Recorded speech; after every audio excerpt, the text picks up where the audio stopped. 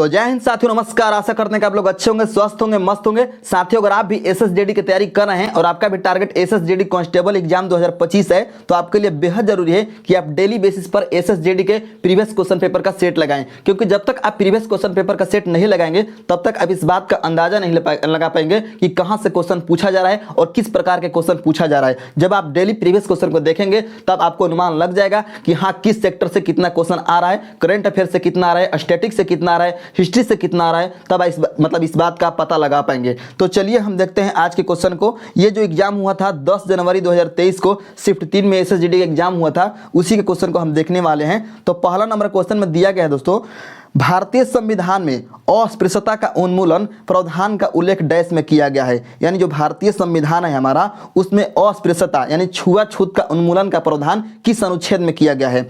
तो ये किया गया है अनुच्छेद 17 में। यानी ऑप्शन नंबर आपका 2 सही हो जाएगा। ठीक है, आप भी इस क्वेश्चन को लगाते चलिएगा और देखिएगा कि आपका इस सेट में कितना सही हो पा रहा है। ठीक है, तो अनुच्छेद आपका 17 सही आंसर हो गया। अब हम बात कर लेते हैं थोड़ा सा अनुच्छेद 14 की। तो अनुच्छेद 14 में दोस्तों विधि के समक्ष समानता की बात कहा गया है। अनुच्छेद 14 में विधि के समक्ष समानता की बात कहा गया है। वही अगर हम बात करते हैं अनुच्छेद 19 की, तो अनुच्छेद 19 में आपके 6 प्रकार के स्वतंत्रता की बात कहा गया है।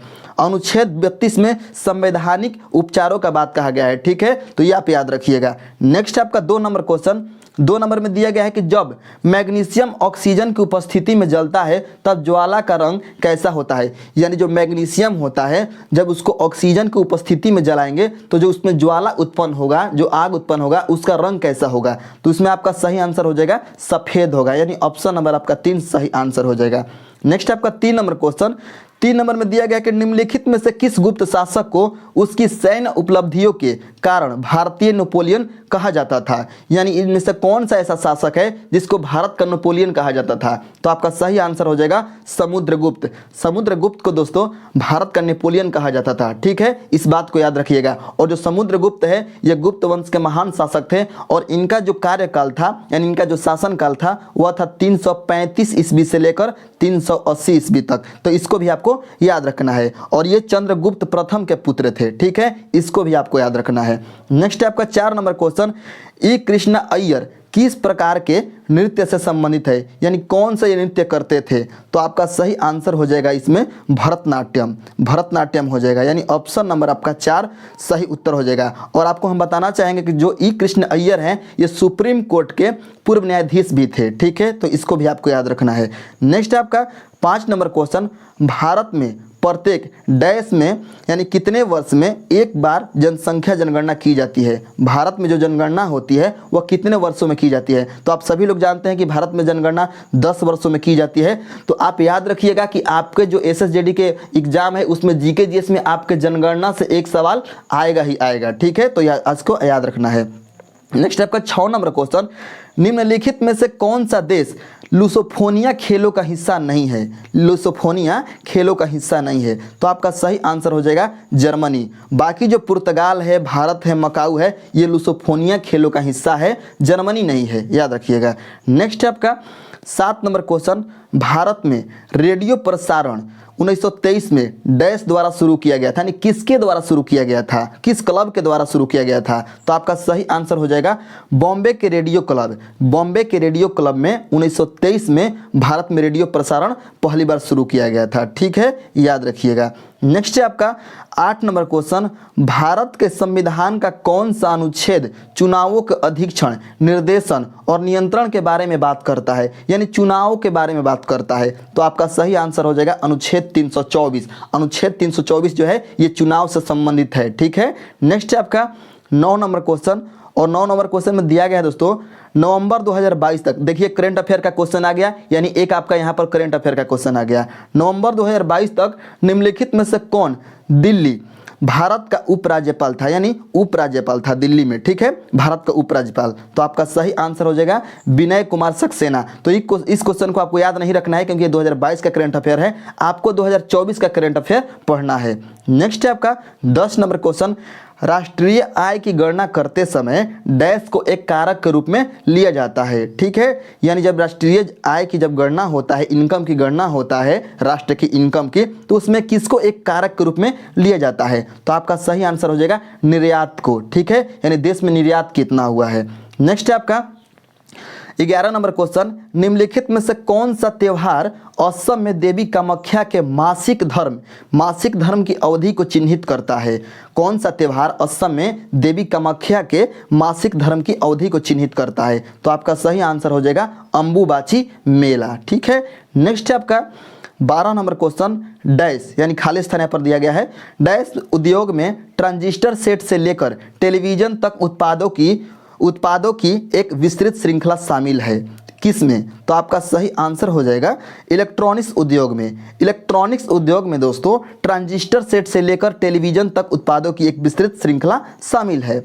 नेक्स्ट है आपका, इसमें आपका 13 नंबर क्वेश्चन में कह रहा है निम्नलिखित 4 में से, यानी यहाँ जो 4 दिया गया उसको बोल रहा है, निम्नलिखित 4 में से 3 सिलेंट्रेटा संघ के उदाहरण है। देखिए यहाँ से बायोलॉजी का क्वेश्चन आपका आ गया। ठीक है, सिलेंट्रेटा संघ का उदाहरण है और इसलिए एक समूह बनाते हैं, वह कौन सा है जो उस समूह से संबंधित नहीं है? ठीक है, यानी जो इसमें चारों में से 3 जो है वह सिलेंट्रेटा संघ के उदाहरण है और एक जो है उसमें से अलग है, मतलब ठीक है।